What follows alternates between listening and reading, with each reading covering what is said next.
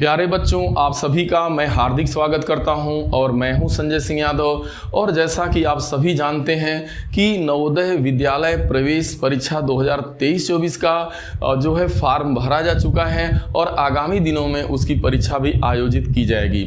ऐसे हालात में हमारे जो ग्रामीण परिवेश के बच्चे हैं, जिनके लिए वास्तव में नवोदय विद्यालय बनाया गया है, वे हमारे ग्रामीण परिवेश के बच्चे कहीं न कहीं जो है एक अच्छी तैयारी न हो पाने के कारण जो है वो प्रवेश परीक्षा में जो है कहीं न कहीं से असफल हो जाते हैं। साथियों, ये मेरा जो वीडियो होगा या ये मैं जो एक छोटा सा प्रयास कर रहा हूँ, ऐसे बच्चों के लिए, ऐसे अभिभावकों के लिए है जिनके पास न ज़्यादा पैसा है और ना ही जो है उनके आसपास में ऐसे बढ़िया कोचिंग संस्थान या अध्यापक मौजूद हैं जिसके द्वारा वे अपने बच्चे की तैयारी करा पाएँ या वो बच्चा अपनी तैयारी को अच्छे से कर पाए। तो मेरा पूरा प्रयास होगा ऐसे ही लोगों के लिए, ऐसे ही अभिभावकों एवं ऐसे ही बच्चों की कैसे तैयारी कराई जाए और बहुत ही जो है शून्य बैलेंस में और बिल्कुल अच्छे तरीके से, जहां पर मेरे जो पढ़ाने का तरीका होगा वो बेहद सरल, बहुत ही आसान होगा। आपको किसी बुक या किसी टीचर या कहीं पर आपको किसी भी प्लेटफार्म पे जाने की ज़रूरत नहीं होगी। यहां पर जो मैं वीडियो आपको दे रहा हूँगा वो 100% जो है एकदम आपको समझ में आएगा। ऐसा कोई भी कॉन्सेप्ट नहीं होगा जहाँ से आपको कोई दिक्कत हो। और एक बहुत बड़ी खासियत होगी कि यहाँ पर बहुत ज़्यादा आपको ऊल जलूल नहीं दिया जाएगा। यहाँ पे वही चीज मैं बताऊंगा जो क्रमवार आपसे बार बार जो है परीक्षा में आपसे पूछी गई होगी, किस तरीके से पूछी गई होगी, क्या क्या चीजें होंगी, इन्हीं के ऊपर हम लोग जो है डिस्कस करेंगे। साथियों, जैसा कि आप जानते हैं कि जो ये वीडियो मैं आज आपके बीच लेकर के आया हूं, ये मेरी जो है पहली वीडियो होगी और ये जो है संख्या पद्धति को लेकर के है। तो संख्या पद्धति के अंतर्गत जब आप जाइएगा तो संख्याएं बहुत सारे प्रकार की होती हैं, बहुत सारे काइंड्स होते हैं, उनकी विशेषताओं के आधार पे आज इस वीडियो के अंतर्गत जो आपको जानकारी मिल रही होगी प्यारे बच्चों, वो यही होगी कि वास्तव में हमारी जो रूढ़ या अभाज्य संख्या होती है वो क्या होती है, और हम ये जान पाएंगे कि हमारी भाज्यता एवं अभाज्यता के आधार पे हमारी संख्याएं कितने प्रकार की होती हैं।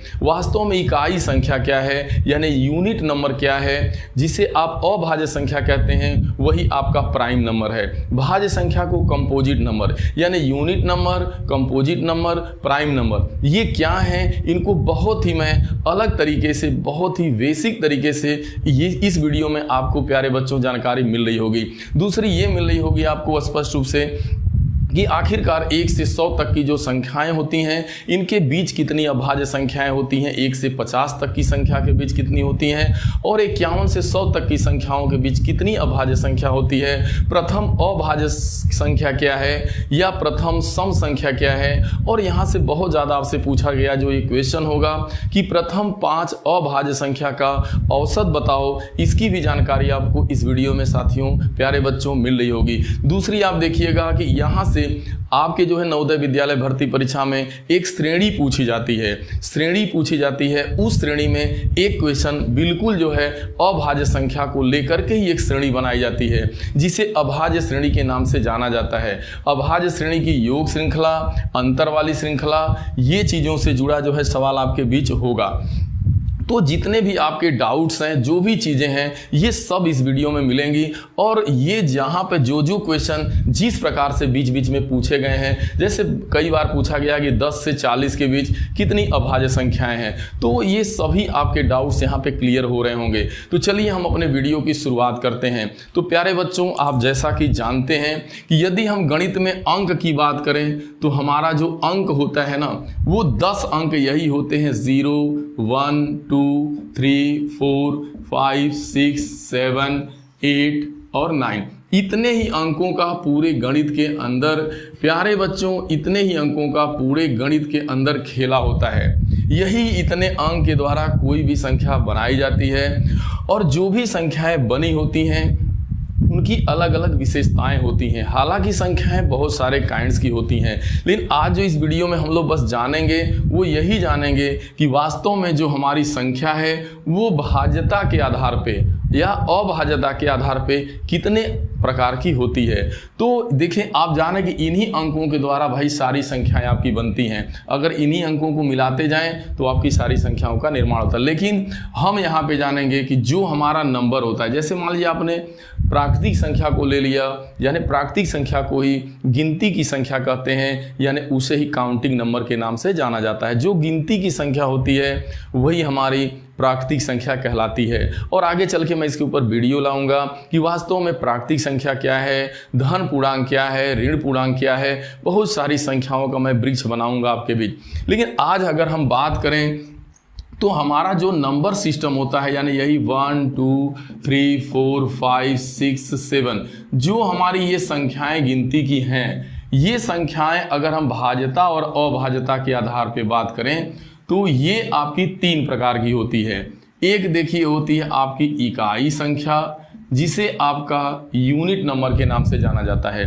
दूसरी होती है अभाज्य संख्या, यानी जिसे आप कहते हो प्राइम नंबर।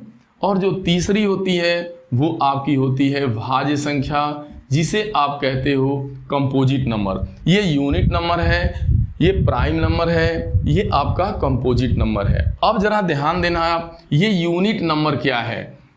और एक चीज और ध्यान देना है कि ये जो हम यहाँ पे प्रकार लाते हैं, जो संख्याओं का ये प्रकार बनाया गया, ये किस आधार पे बनाया गया, तो ये चीज ध्यान देना है प्यारे बच्चों कि यह जो है गुणनखंड के आधार पे, ध्यान देना, गुणनखंड के आधार पे, वास्तव में प्यारे बच्चों गुणनखंड के आधार पे यानी फैक्टराइजेशन बेस पे हमारी जो संख्याएं होती हैं वो 3 प्रकार की होती हैं। एक होता है आपका यूनिट नंबर, यूनिट नंबर होगा आपका, एक यूनिट नंबर होगा, दूसरा होगा प्राइम नंबर, आपका प्राइम नंबर होगा, और तीसरा होगा कंपोजिट नंबर। ठीक है, कंपोजिट नंबर। तो ये गुणनखंड के आधार पे होता है, यानी फैक्टराइजेशन बेस पे हमारी संख्याएं 3 प्रकार की होती हैं। ये अच्छे से याद रखना है, क्योंकि हमारी सम विषम के आधार पे, और वही कह रहा हूँ यानी भाज्यता अभाज्यता को ही आप फैक्टराइजेशन बेस कहते हैं, यानी गुणनखंड के आधार पे हमारी संख्याएं 3 प्रकार की होती हैं। अब यहाँ बात कर लेते हैं कि ऐसी संख्या जिसका केवल एक ही गुणनखंड होगा, यानी मात्र उसका एक ही फैक्टर होगा, तो वही हमारी संख्या यूनिट नंबर कहलाती है। जैसे अगर आप यहाँ पे 1 ले लेते हैं, 1 से 10 तक की संख्याओं को आपने लिख लिया, तो यहाँ पर अगर आप एक कॉलम बना, जैसे यहाँ पे आपने 1 ले लिया, 2 ले लिया, 3 ले लिया, 4 ले लिया, 5 ले लिया। चलिए इतने ही संख्याओं को हम लोग देख लेते हैं, बाकी आपको बातें अच्छे से समझ में आ जाएंगी। चलिए 6 तक चलते हैं हम लोग। तो इस आधार पे देख रहे हैं आप, यहाँ पे नंबर है और यहाँ पे हम लोग लिखेंगे उसका फैक्टर, यानी लिखा जाएगा गुणनखंड। तो चलिए देखते हैं, अगर आप 1 का गुणनखंड करिएगा तो 1 होगा, यानी 1 एक ऐसी संख्या है जो मात्र 1 से ही विभाजित होती है। 1 एकमात्र ऐसी संख्या है जिसका गुणनखंड केवल 1 होता है। तो यहाँ परिभाषा इसकी यही बनती है इकाई संख्या की, कि ऐसी संख्या जिसका केवल एक ही गुणनखंड होता है, मात्र 1 होता है, तो वही हमारी जो है इकाई संख्या कहलाती है या यूनिट नंबर। अब हम 2 का गुणनखंड करते हैं, तो गुणनखंड से क्या मतलब है, ऐसी संख्या जो दी गई संख्या से पूरा का पूरा विभाजित हो जाए। जैसे 2 किससे पूरा का पूरा विभाजित होगा, यानी कि पूरा का पूरा भाग लग जाएगा, तो 1 से 1 का भागा 2 में दीजिएगा तो 1 2 को पूरा का पूरा काट देगा, और 2 से भी 2 कट जाएगा। यानी आप समझ पा रहे होंगे कि ऐसी संख्या जिसका केवल 2 गुणनखंड हो। अब 2 गुणनखंड होगा तो क्या होगा, एक तो एक ऐसी संख्या है जो सभी संख्याओं को काट देती है, सभी संख्याओं में भागा लग जाता है। और आप देख रहे हैं एक स्वयं, तो आपने अभाज्य संख्या का एक नॉर्मल जो परिभाषा होता है, जो आप कहते हो कि ऐसी संख्या जो 1 से एवं स्वयं से कटती है, तो वही हमारी संख्या अभाज्य संख्या कहलाती है। आप यही परिभाषा न जानते हैं कि जो संख्या 1 से एवं स्वयं से कटे वही हमारी अभाज्य संख्या है प्यारे बच्चों। लेकिन वो आपने 1 एवं स्वयं से कटने का मतलब, उसे आप देखिए फैक्टराइजेशन बेस से ही वो चीज़ लाई गई है, गुणनखंड के आधार पर ही वो चीज़ लाई गई है। मतलब उसे यूं कह सकते हैं, उसका जो असली मूल रूप है वो यही है कि ऐसी संख्याएं जिनका जो है 2 गुणनखंड हो, जिसके पास 2 गुणनखंड होगा, ऐसी संख्या जिसका मात्र 2 गुणनखंड पाया जाएगा, यानी 1 स्वयं और वह संख्या 2 गुणनखंड हुआ ना, जैसे 2 का देखिए 1 और 2, तो वही संख्याएं हमारी अभाज्य संख्या होती हैं। इसका मतलब 2 कैसी है? अभाज्य संख्या। और 2 एक ऐसी अभाज्य संख्या है जो प्रथम, देखिए एक तो आपका यूनिट नंबर हो गया, यानी आपका इकाई संख्या हो गया, समझ पा रहे होंगे। और 2 को आप देख पा रहे हैं कि वो आपकी अभाज्य संख्या हो गई। तो पहली अभाज्य संख्या अगर देखा जाए तो पहली अभाज्य संख्या, प्रथम अभाज्य संख्या 2 होती है। देखिए जहां पे प्रथम की बात आती है तो बिल्कुल स्टार्ट से, जैसे कोई कहे प्रथम प्राकृतिक संख्याओं, प्रथम 5 प्राकृतिक संख्याओं को लिखिए या प्रथम 5 प्राकृतिक संख्या का योग करिए, इसका आशय होता है प्रथम का मतलब बिल्कुल स्टार्ट से। तो पहली प्राकृतिक संख्या 1 है, फिर 2 है, फिर 3 है, ऐसे करके। ये अगर प्रथम अभाज्य संख्या देखिए आता है, और बार बार ये नवोदय विद्यालय में पूछा गया है कि प्रथम सम अभाज्य संख्या कौन है या प्रथम अभाज्य संख्या कौन है। तो जो प्रथम अभाज्य संख्या होती है या जिसे प्रथम रूढ़ संख्या कहा जाता है, देखिए बार बार आपके नवोदय विद्यालय में रूढ़ संख्या आएगा। रूढ़ यानी जो रूढ़ हो, जो अभाज्य हो, जो किसी से न कटती हो। तो रूढ़ अभाज्य संख्या में जब नाम आएगा तो वो यही आएगा, रूढ़ को ही अभाज्य कहा जाता है। तो पहली रूढ़ संख्या या पहली अभाज्य संख्या या प्रथम अभाज्य संख्या 2 होती है। लेकिन यदि आपसे पूछे, देखिए यहां पर लिखा गया है प्रथम सम अभाज्य संख्या, तो ये एग्जाम में आपसे पूछा गया है प्रथम पहली सम अभाज्य संख्या 2, क्योंकि 2 एक ऐसी संख्या है जो सम भी तो है। इसके बाद जितनी भी अभाज्य संख्याएं आपको मिलेंगी सब विषम होंगी, कोई सम नहीं होगी। लेकिन 2 ही एकमात्र ऐसी संख्या है जो आपकी क्या है, सम है और साथ में अभाज्य भी है। तो ये यहां से जो भी क्वेश्चन आएंगे आप उसको कर पाइएगा। अब चलिए हम लोग 3 पे चलते हैं। तो 3 को देखिएगा, तो 3 का जो गुणनखंड होगा वो क्या होने वाला है। 3 का जो 3 1 से कटेगा और 3 से, यानी 1 से 3 1 से कटता है और स्वयं से कटता है। इसका मतलब इसके 2 ही तो हो रहे हैं गुणनखंड। तो इसका मतलब जिसके पास 2 गुणनखंड होगा वही तो अभाज्य संख्या मानी जाएगी, यानी अभाज्य संख्या हो गई। अब जैसे 4 पे जाएंगे तो पूरी बात समझ में आ जाए। देखिए 4 का गुणनखंड 1 होगा, 4 का गुणनखंड 1 होगा क्योंकि 1 4 को पूरा का पूरा काटेगा। अगली संख्या जो 4 को काटने वाली है वो 2 है। 2 क्या करेगा, 4 को पूरा का पूरा काट देगा। तो जो संख्या किसी दी गई संख्या को पूरा का पूरा काट देती है वही उस संख्या का गुणनखंड मानी जाती है। मतलब 2 4 का 1 गुणनखंड हुआ। अब अगला जो नंबर आप लीजिएगा बच्चों, तो अगला जो है 4 से भी 4 कटेगा। तो आप देख पा रहे हैं कि ऐसी संख्या जिसके 2 से अधिक गुणनखंड है, यानी जो 2 से अधिक संख्याओं से कटे वही तो आपकी भाज्य संख्या होती है, वही तो आपका कंपोजिट नंबर होता है। तो ये आपको बात अच्छे से समझ में आ गई कि कंपोजिट नंबर किसे कहते हैं। तो वास्तव में जो रियली उसका डिफिनीशन होता है वो यही होता है। हम भले कह देते हैं कि जो है भाज्य संख्या वह संख्या जो किसी भी संख्या से कट जाए, लेकिन रियली उसका जो डिफिनीशन है फैक्टराइजेशन बेस पे, गुणनखंड आधार पे, वो यही होता है कि आपकी ऐसी संख्या जिसके 2 से अधिक गुणनखंड हो, यानी 2 से अधिक गुणनखंड वाली संख्या ही हमारी हर हाल में भाज्य संख्या होती है। जिसके सिर्फ 2 गुणनखंड होंगे यानी 1 और स्वयं, वो अभाज्य संख्या होगी। जिसका मात्र 1 गुणनखंड होगा और वह जो है आपकी संख्या होती है 1 के अलावा धरती पे ऐसी कोई नंबर नहीं है जिसका गुणनखंड 1 का 1 ही होता है, उसका 2 नहीं हो सकता। इसीलिए इसको इकाई नंबर कहा जाता है, यानी इकाई संख्या। तो आप समझ पाए होंगे गुणनखंड के आधार पर संख्याएं 3 प्रकार की होती हैं। अब 5 को लीजिएगा तो 5 का फैक्टर आप देखिए 1 होगा और 5 होगा। 5 1 से कटेगा और 5 से भी स्वयं से भी कटेगा, यानी 2 गुणनखंड है। अब 6 को जाइएगा तो 1 से भी कटेगा, 2 से भी कटेगा, 3 से भी और 6 1 2। इसका देख रहे हैं 2 से ज़्यादा हो गया, 1 से भी कट रहा है 6, 2 से भी कट रहा है, 3 से भी और 6, तो देख रहे हैं 2 से ज़्यादा हो गया, यानी देख रहे हैं 4 हो गया। तो इस तरीके से आपको अच्छे से नॉलेज हो गई कि वास्तव में जो है हमारी जो, अब इसका रिविजन कर लें कि वास्तव में इकाई संख्या क्या होती है, अभाज्य संख्या क्या होती है, भाज्य संख्या क्या होती है, प्रथम अभाज्य संख्या क्या है। तो पहली जो अभाज्य संख्या है वो 2 है आपकी, ठीक है। अब जो है प्रथम सम अभाज्य संख्या पूछेगा तब भी क्या है, 2 ही है।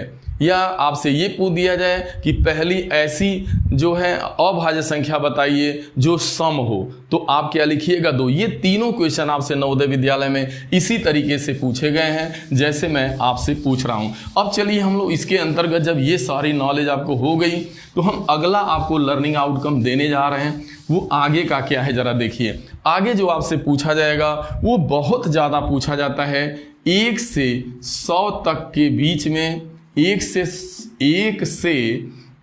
100 तक या 1 से 100 तक के बीच में अभाज्य संख्याएं कितनी होती? अभाज्य संख्या। तो देखिए इसका जो प्यारे बच्चों जो बेसिक सा नॉलेज वो ये है कि आपके चौथी क्लास में रहा होगा इस टाइप का कि 1 से 100 तक के बीच में कितनी अभाज्य संख्याएं हैं। देखिए वही आपसे परीक्षाओं में पूछा जाता है जो बिल्कुल बहुत सा बेसिक हो। आप दरअसल उसका बेसिक नॉलेज अच्छे से नहीं रखते। जब परीक्षा संबंधित चीज़ें आपसे पूछी जाती हैं तो वहाँ आपको इसीलिए दिक्कत होता है। मैं आपको आराम से बता रहा हूँ। अब देखिए 1 से 100 तक के बीच में कितनी अभाज्य संख्या है, यह कई बार आपसे नवोदय विद्यालय में पूछा गया है। तो पहले मैं आपको ये बता दूं कि 1 से 10 तक के बीच में कितनी है। पहले हम लोग शुरू में देखते हैं 1 से 10 तक के बीच। आप देखिए 1 से 10 तक के आपको देखना है बीच जो है अभाज्य संख्या। ये कितनी संख्या है 1 से 10 के बीच? तो आपका देखिए पहली अभाज्य संख्या 2 है जो सम भी है और पहली अभाज्य संख्या है। 2 के बाद 3 है, 3 के बाद 5 है, फिर 7 है, फिर आपका 9 भी कट जाता है, 10 भी, 8 भी कटेगा, 9 भी कटेगा, 10 भी कटेगा। तो इस तरीके से आप देख रहे हैं 1 2 3 4। अगर 1 से 10 के बीच पूछेगा कितनी अभाज्य संख्याएं होती हैं तो आप बताएंगे जो किसी से न कटने वाली संख्याएं 1 से 10 के बीच में है वो मात्र संख्या के रूप में 4 ही संख्याएं हैं। कौन कौन है आपको बता दिया गया। अब हम ये बहुत ज़्यादा पूछा जाता है 1 से 50 तक के बीच में। तो ये आप 1 से 50 तक के बीच में देखिए वास्तव में 15 होती हैं। आपको तैयार रखना होगा कि 1 से 50 तक के बीच में 15 अभाज्य संख्याएं होती हैं। वो कौन कौन है जरा देखें। पहले 2 है, 3 है, 5 है, 7 है। 7 के बाद देखिए 8 नहीं कटेगा, 8 कट जाएगा, 9 कट जाएगा, 10, 11 है, 13 है, 17 है, आपका 19 है, 19 के बाद 20 कटेगा, 21 कटेगा, 22 कटेगा, 23 नहीं कटेगा, 24 कटेगा, 25 कटेगा, 26 कटेगा, 27 कटेगा, 28, 29 नहीं कटेगा, 30 भी कटेगा, 31 नहीं कटेगा। 31 के बाद आपका क्या हो जाएगा 32 भी कट जाएगा, 33 भी कट जाएगा, 34 भी कट जाएगा, 35 भी कट जाएगा, 36 37 नहीं कटेगा, फिर आपका 38 कटेगा, 39 कटेगा, 40 भी कटेगा, 41 नहीं कटेगा, 42 कट जाएगा, 43 नहीं कटेगा, 44 कटेगा, 45 कटेगा, 46 कटेगा, 47 नहीं कटेगा, फिर 48 कटेगा, 49 कटेगा, 50। तो आप यहाँ काउंट कर लीजिए, देखिए आपके पास 15 हो रही हैं कि नहीं। तो 1 2 3 4 5 6 7 8 9 10 11 12 13 14 15। तो आप देख पा रहे हैं कि ये 15 संख्याएं हैं आपकी जो मैंने यहाँ प्रदर्शित कर दिया।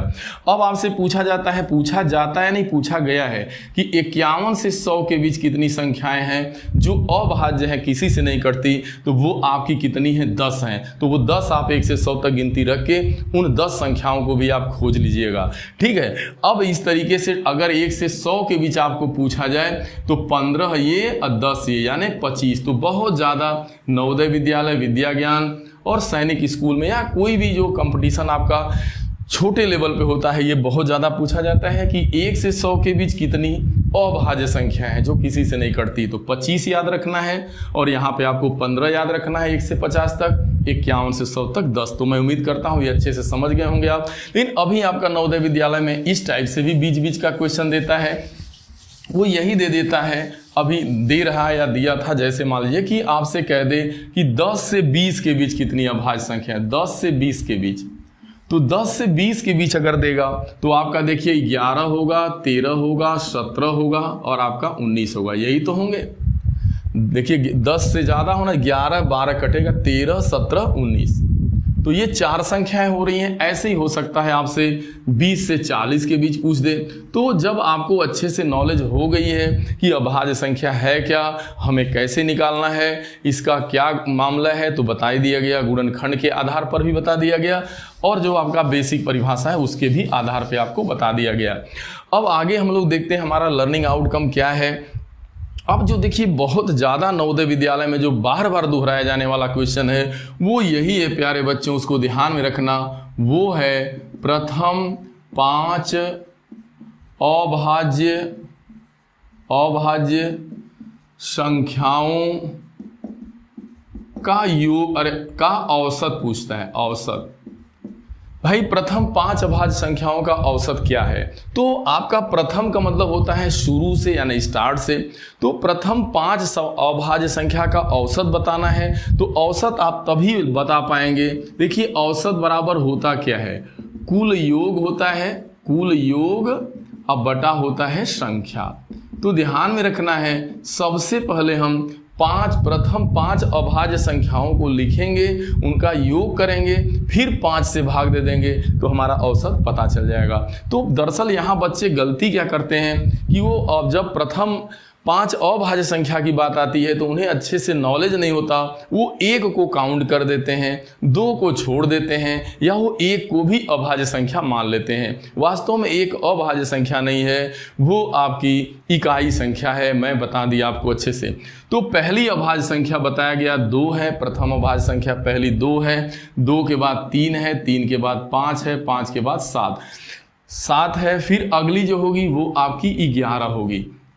चूंकि आप देख पा रहे हैं 1 2 3 4 5 शुरू से यही 5 अभाज्य संख्याएं हैं, इनको जोड़ देना है, 5 से भाग दे देंगे तो औसत आ जाएगा। यहाँ 5 5 10 7 17, 17 में 11 जोड़िएगा 28। हालांकि इसका एकदम मौखिक याद रखिए, वास्तव में 28/5 जोड़ने पे आता है। और इतना ही मत याद रखिए, अगर डायरेक्ट आए तो 5 अवा 25 और फिर आपका बच जाएगा 3, तो 5 6 का 30। अगर आपको याद हो सके तो इसका डायरेक्ट आंसर आता है 5.6। प्रथम 5 अभाज्य संख्याओं का औसत कितना होगा? आपसे औसत पूछेगा तो 5.6। और अगर आपसे प्रथम 5 अभाज्य संख्या का योग बस पूछ दें तो उसका योग 28 होता है। कौन कौन प्रथम 5 अभाज्य संख्याएं हैं इसकी आपको अच्छे से नॉलेज भी हो गई कि यही शुरू से 5 अभाज्य संख्याएं हैं। पहली अभाज्य संख्या कौन है भाई? 2 है। प्रथम सम अभाज्य संख्या क्या है? तो 2 ही है। बार बार 2 पे आपका पूछता है, अच्छे से तैयार रहे। तो ये क्वेश्चन आपसे बहुत बार दोहराया जाता है, ये आपको तैयार कर लेना है, ठीक है। तो मैंने यहाँ देखिए इस संख्या पद्धति के क्वेश्चन में आपको एक क्वेश्चन औसत का भी ले लिया गया। अब जो आपको जानने की जरूरत है वो अभाज्य श्रृंखला। देखिए आपके नवोदय विद्यालय में श्रेणी का क्वेश्चन आता है, और श्रेणी का मतलब सीरीज का होगा, और सीरीज के अंतर्गत आपसे 5 क्वेश्चन पूछे जाते हैं। जो एक गणितीय श्रृंखला होती है, ये 5 क्वेश्चन आता है। उस 5 क्वेश्चन में एक क्वेश्चन जो मैं बता रहा हूं अभाज्य श्रृंखला का, वो निश्चित रूप से मौजूद रहता है। ये एक श्रेणी दे दी जाती है, वो अभाज्य श्रृंखला की ही होती है। जैसे सेम यही उठा के दे देता है कि 2 है, 5 है, 7 है, 7 के बाद 2 3 5 7 11 13, आगे डैश कर देता है भाई 2 3 5 7 11 13। तो अगर आपको अच्छे से नॉलेज नहीं है तो आप ऐसे क्वेश्चन को नहीं कर पाते हैं, क्योंकि वास्तव में ये अभाज्य श्रृंखला है ही, अभाज्य श्रेणी दिया ही गया है। यानी 2 3 5 7 11 13, इसका मतलब अगली अभाज्य संख्या 13 के बाद देखिए 2 के बाद 3 अभाज्य संख्या है, फिर 5 आती है, 7 आती है, 11 नहीं कटेगा, 13 नहीं कटेगा। अगला जो नहीं कटने वाला है वो आपका है 17। 13 के बाद अगली जो अभाज्य संख्या आती है 17, तो इसका सही आंसर 17 होगा, क्योंकि आपका आंसर दे देगा ए दे देगा, बी दे देगा, सी दे देगा, डी दे देगा, और देगा यहाँ 17 19 20 24। तो इनमें कौन सही है, क्या यहाँ भरा जाएगा? क्वेश्चन मार्क रहेगा तो आपका 17 भरा जाएगा, ए वाला आंसर सही होगा। तो ये आप अच्छे से समझ पाए। अब आगे जो आपसे पूछा जाएगा वो क्या होने वाला है, देखिए। तो एक तो ये चीज समझ में आई, एक मैं और सीरीज बनाने चल रहा हूं, उसको समझिएगा। वो अगली जो सीरीज होगी आप समझिए। जैसे मान लीजिए आपसे एक श्रेणी बनाएगा और स्टार्टिंग की संख्या मान लीजिए 1 दे दिया, यहाँ पे 1 दे देगा। अब 1 में आपका 2 ऐड करेगा, अभाज्य संख्या ध्यान में रखना, अगली अभाज्य संख्या जोड़ेगा, तो जैसे ही 1 में 2 जोड़िएगा तो आपका 3 आ जाएगा, 3 दिया रहेगा। अगली अभाज्य संख्या इसमें 3 जोड़ेगा, और 3 में 3 जोड़ेंगे तो 6 हो जाएगा, और अगली अभाज्य संख्या यहाँ पे 5 जोड़ी जाएगी, तो यहाँ 11 ले दिया रहेगा। और अगली अभाज्य संख्या आप देख रहे हैं कि यहाँ पे 7 कर देगा, प्लस 7 करिएगा तो आपका कितना हो जाएगा, 18 हो जाएगा। और अगली अभाज्य संख्या 11 कर दीजिएगा तो यहाँ पे आप देख पा रहे हैं कितना हो जाएगा, आपका 29 हो जाएगा। और फिर आगे खाली जगह कर देगा। हालांकि ये चीज़ नीचे वाली नहीं रहेगी आपकी, अब ऐसे एक ये सीरीज बना देगा। अब आप समझ रहे हैं ना, ऐसे आपके परीक्षा में आ जाएगा कि यहाँ 1 लिखा है श्रेणी में, अंक श्रेणी है 3, 6, 11, 18 और ऐसे आगे खाली जगह रहेगा आपका। तो प्यारे बच्चों, सबसे पहले कोई भी श्रृंखला हो, आपको उसको कैसे हल करना होता है उसका मैं आपको बेसिक नॉलेज बता रहा हूं। सबसे पहले आपको क्या करना होगा कि दो संख्याओं के बीच जो अंतर आ रहा है, जो गैप आ रहा है, वो गैप आप जो है पहले लिखिए, अंतर वो लिखिए। जैसे 1 और 3 के बीच कितने का अंतर है, 1 में क्या जोड़ दें कि 3 हो जाए, तो देखिए यहाँ पे 2 का अंतर है, यहाँ पे देख रहे हैं तो 3 का अंतर है, 3 3 3 6 होगा, यहाँ पे 5 का अंतर है, यहाँ पे 7 ज़्यादा है और यहाँ पे आपका जो है आगे देख रहे हैं 11 ज़्यादा है। तो हम इसकी जो अंतर आ रहे हैं, हम इसके प्रॉपर्टी को जो है, इसकी विशेषताओं को जानने का काम करते हैं। तो इसकी जो विशेषता निकल करके आती है वो हम कहते हैं भाई ये तो अभाज्य श्रृंखला है, ये तो अभाज्य संख्या है जो एक क्रम में जा रहा है। इसका मतलब इसके आगे जो आने वाली अभाज्य संख्या है हम उसको लिख लेंगे। तो अगली जो अभाज्य संख्या आएगी वो आपकी 13 आने वाली है। तो 11 के बाद अगली 13 है जो किसी से नहीं कटती। इसका मतलब आप 13 जोड़िएगा तो 9 3 12 हो जाएगा, 9 में 3 जोड़ेंगे 12 हो जाएगा, और ये 2 1 3 और कितना हो गया 4 आपका, यानी अगला जो भरा जाएगा वो 42। यहाँ आपके पास 4 आंसर दिया रहेगा A B C और D। अब इसमें दे देगा आपका 36 भरा जाएगा, 42 भरा जाएगा, अब मान लीजिए दे देगा 37 भरा जाएगा और मान लीजिए 65 भरा जाएगा। ये 4 आंसर रहेंगे, आपको इसी में से एक कलर करना रहेगा। तो इसका मतलब सही जवाब यहाँ पे आपका क्या होने वाला है, 42। जरा जोड़ के भी देख लीजिएगा, 9 3 12 हो जाएगा, 2 ठीक है आपका। तो ऐसे आपका सीरीज बना के देगा, ये इसी पर आता है, जबरदस्त सीरीज है। और इतना ही नहीं, अच्छे एग्जाम में भी आगे बड़े लेवल पे भी ऐसे सवाल आते हैं। तो यहाँ अभाज्य श्रृंखला को क्रमशः जोड़ा जा रहा है। अब जरा ध्यान देना, कभी कभी इसका अंतर करके भी आपको दे देगा, यानी इसको घटा करके भी देगा। तो इन 2 सीरीज पे आपको अच्छे से फोकस होना चाहिए जो मैंने बताया। तो इस वीडियो के अंतर्गत आप जान पाए कि वास्तव में अब तो कोई क्वेश्चन, हाँ देखिए 10 से 20 के बीच कितनी हो गया, 1 से 50 के बीच कितनी अभाज्य संख्याएं हैं, हो गया 15 होती हैं, 51, सब लगभग सारी चीज़ें जो आपका इस टॉपिक का लर्निंग आउटकम था वो आपको दिला दिया गया। देखिए वास्तव में अभाज्य श्रृंखला यानी रूढ़ संख्या या अभाज्य संख्या पर आधारित निश्चित रूप से क्वेश्चन आपका पूछा ही जाता है।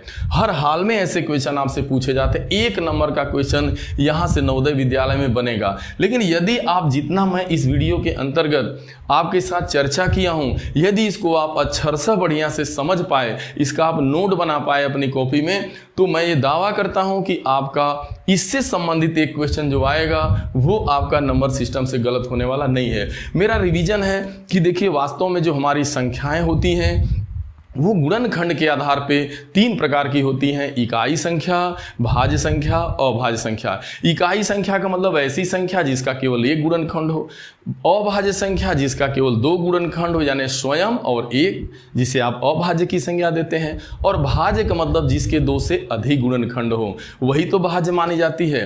फिर भाज्यता से संबंधित अब जैसे आपसे यहाँ पर क्वेश्चन पूछ दिए जाते हैं, देखिए बहुत ज़्यादा एक और आता है, देखिए मैं भिन्न छांटो यानी अलग करो। देखिए ये मैं एक भूल ही गया था, याद आ गया, भिन्न छांटो।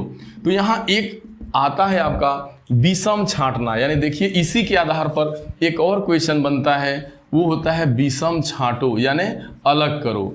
तो इसमें भी बहुत ज़्यादा आपसे क्वेश्चन पूछा जाता है कि ऐसे इसमें एक कौन संख्या है जो भिन्न है। तो आप देखिएगा कि आपके पास जो एग्जाम में 3 ऐसी संख्याएं होंगी जो भाज्य होंगी। इसमें 2 तरह का सवाल बनेगा, एक तो इसमें एक भाज्य को लेके बनेगा और दूसरा आपका बनेगा कि जहाँ पे तीनों अभाज्य होंगी। जैसे इसमें भी एक सवाल आपका बना के दिखा दे रहा हूँ।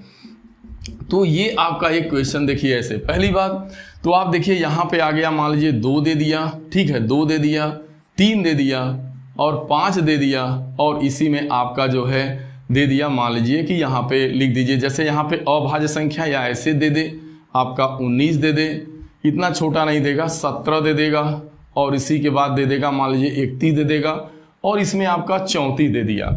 कहता है कि इसमें विषम छांटिए कौन अलग है, तो 3 की जो विशेषताएं होंगी वो एक जैसी होंगी, उनमें एक अलग होगा। देखिए मैंने टॉपिक एक लिया था, लेकिन एक टॉपिक से जुड़े जितने भी सवाल आते हैं जो सब मैंने बता दिया। मतलब आप देख रहे हैं कि यहाँ से आप रीजनिंग भी पढ़ लिए और आपका गणित वाला भी काम हो गया। यहाँ से रीजनिंग में यहाँ से देखिए एक तो श्रेणी पूछी जाएगी, एक सम विषम आपसे पूछा जाएगा, सम कौन है विषम कौन है। तो आप देख पा रहे हैं 34 यहाँ पे ऐसी संख्या है जो आपकी विभाज्य है, यानी कंपोजिट है, बाकी ये सभी संख्याएं अभाज्य हैं। अगर आपका इसी में कोई क्वेश्चन इस टाइप से दे दे, आपका 31 दे दे, फिर 46 दे दे, फिर 48, मान लीजिए यहाँ पे 76 दे दे, और यहाँ पे सपोज दैट आपका जो है 49 दे दे, तो इसमें क्या अलग है? देख रहे हैं यह भी भाज्य है, यह भी भाज्य है, और यह भी भाज्य है, और यह क्या है आपकी अभाज्य है। तो हो सकता है 3 तो भाज्यता एवं अभाज्यता के आधार पर सम विषम छांटना आपको आता है, यानी विषम छांटो यानी अलग करो। तो सभी की 3 की प्रॉपर्टी एक जैसी होगी, 3 एक जैसे गुण रखते होंगे, 3 के पास एक जैसा गुण होगा और इसमें एक अलग होगा। तो इस टाइप का भी आपसे पूछा जाएगा। मुझे याद आ गया पढ़ाते पढ़ाते ये चीज़ कैसे आनी है, तो इसको भी आपको तैयार कर लेना है। तो इसमें आपने देखा अभाज्य श्रृंखला के ऊपर डिस्कस हुआ, विषम छांटना के ऊपर डिस्कस हुआ। तो यदि इसका आपको अच्छे से कॉन्सेप्ट पता है प्यारे बच्चों, तो आप कर पाइएगा। तो हम लोग मिलते हैं अगली वीडियो में, तब तक प्यारे बच्चों आप सभी को बहुत बहुत धन्यवाद। थैंक यू, मिलते हैं अगली वीडियो में।